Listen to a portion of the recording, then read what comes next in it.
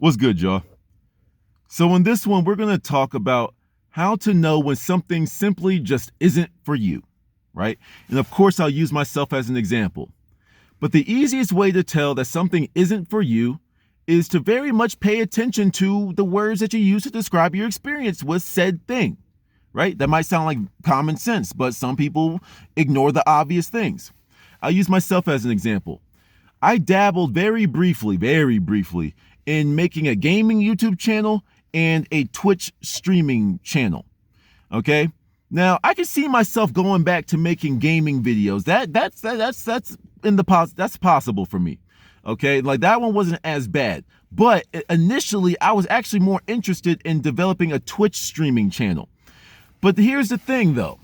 When I found myself reflecting, it was actually kind of funny. I had this epiphany when I was on the phone with one of my friends, and like I was talking to her, and I was like, "Yo, like it's just mad annoying." And every time I play the game, like all these little kids just keep showing up, they keep getting annoying, blah blah blah. And I was like, "Wait, maybe I just don't like Twitch streaming." She's like, "Yeah, you have been bitching about it," and I was like, "Huh, that's kind of real." Paying attention to the words that you use to describe something. If you love somebody, you don't use crappy words. Oh, I love my wife. I love my husband, but he or she is a piece of crap that doesn't clean. They don't do this. They don't do that. They don't do this. They don't do that. They don't. I hate when they do this. I hate when they do that. Blah blah blah blah. If you're doing that much complaining, why are you with that person? You know what I mean? So use the same logic with the new ventures of your life. Of course, try new things. Some things will stick, some things will fall by the wayside. And streaming, live streaming is one of those things for me. When I was talking about it, one of the biggest things that annoyed me with live streaming is the term stream sniping. For those of you that don't know what stream sniping is, because not everyone's a gamer like that, stream sniping is pretty much like when people are watching you play the game live, they are trying their best to get into your game. Nothing really wrong with that. But then it's like when they know where you're hiding, when you're trying to set up an ambush and they know where you're hiding and they do something that there's no way they could have known that you were there unless they've been watching your screen. It's kind of like screen peeking when we used to play the games with your little brothers and sisters or whatever, and you know that they were watching your screen to know where you're at. It's pretty much that, right? It's like they know where you are. They know what you're planning. They know what you're explaining because they're literally listening to you talk to the chat. So they know everything that you're doing. So every time you try to set something up, they're watching you. They're always following you around the map. They're always trying their hardest to kill the streamer. Kill the streamer. Yay, I killed him. Because that gets annoying. Like I get it. You have to have some type of interaction with the fan base, with the viewership. I get that. But I just quickly realized that I don't have the temperament for it, because it just annoyed me. I'm trying to play with strategy. I'm trying to use everyone else being distracted to launch my attack on people. But when the whole lobby is trying their best to simply kill you, it's really annoying. And it kind of ruins the game for me personally. It's a game that I love so much, like I love the game. I still play it, even though the developers like abandoned the game. And don't get me wrong, when I'm rich, I'm going to buy this game. I really am. I'm pretty sure I could buy it for relatively cheap now, but nevertheless, when everything is all set up, I'm buying that game back and I'm going to bring it back. But nevertheless, it ruined the game for me, and then even when I started to play, like I kept playing off stream, then people will recognize my gamer tag and then they would just try their best still to run after me and kill me. They will run through enemies that are beating them up, shooting them with fireballs, hitting them with magic and spells and abilities and stuff, run through them, completely ignore them to go for me. And like, I'm just sitting here like, huh? Like, can you just play the game normally? But, once again, sometimes I turn that into a challenge, but then even like sometimes I just feel like I'm lying to myself on that one. I was simply annoyed, right? And then not even with the gameplay. Then you have to deal with your Twitch chat, right? The chat is full of people from 9 years old up to like freaking 30-something-year-olds. You know what I'm saying? Like you can still be a gamer at heart and be a grown-ass man. You can be a 50, 60-year-old gamer. Nothing wrong with it. But when you have to deal with the level of immaturity, when you have to deal with the internet anonymity, it's like it's just something that I don't feel like doing because I feel like I'm babysitting. You know, like I'd be like, yo, do your parents know you talk like this online? Like one of my earliest videos on my YouTube channel. Like I talked about how I got I almost got banned from RuneScape because I just learned curse words and I was cussing people out in the game and I got reported. But what was so embarrassing about it is that they had screenshots of the things that I was saying. Do you know how embarrassing that was? And I'm so happy that I learned that at an early age. You know, I learned that at a very early age, like sixth grade, like fifth, sixth grade is when I started playing RuneScape. So I learned that real quick. That, yeah, you're anonymous, but you can get this game taken away from you. You can get banned. You can get all this type of stuff. You can have people that see what you've been saying, and that's just embarrassing. You don't want that out there. But these kids don't know that.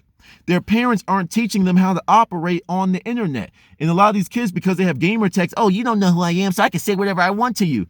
Okay, meet the wrong one.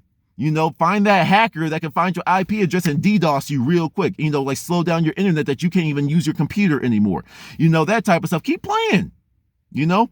And I tried to articulate this to people, but once again, when you start off so small, you're going to find yourself repeating people, repeating and repeating. And I just didn't feel like doing it. I didn't have time for it. So, but you see how much I was complaining? You see how negative that this experience was for me? Some people may enjoy it. More power to you. But for me, I really had to sit here and just be honest with myself. Do you see yourself continuing this? Do you want to push through? Do you want to see what things look like at 100 followers, 100, 200, 300, 500? You know, when I was making my YouTube stuff, even when no one was watching, I was like, yo, I feel kind of good when I'm talking myself. Yo, I want to do more. You know, when I had like little subscriber goals in my head, you know, it's like, okay, blah, blah, blah. But then things were still moving slow.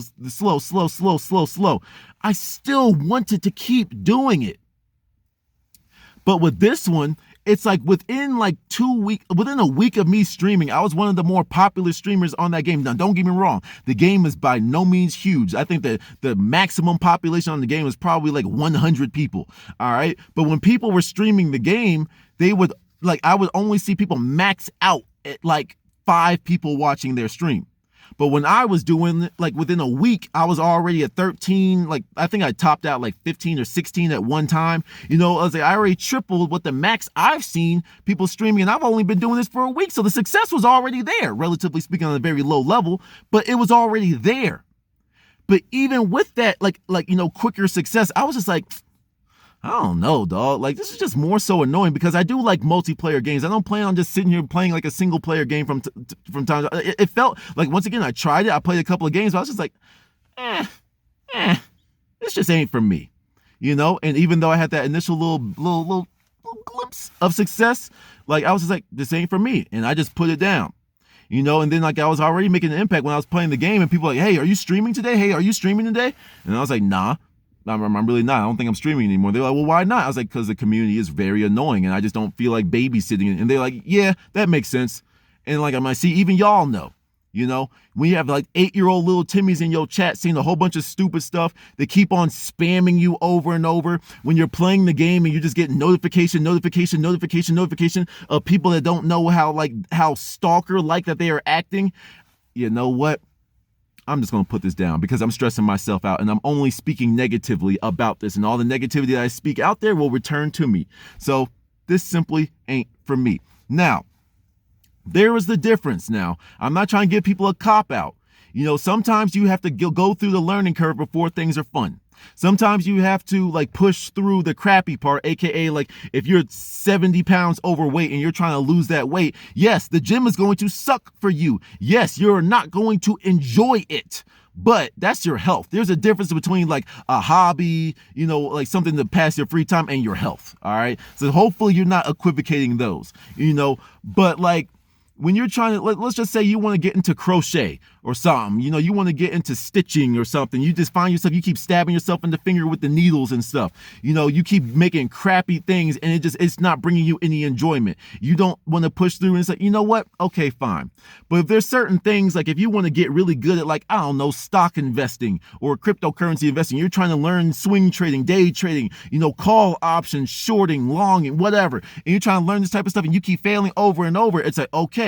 It's like, do the does the final result outweigh, do the pros outweigh the cons? Sometimes you realize, damn, I am losing way too much money in this. Maybe I should back out while I'm still ahead.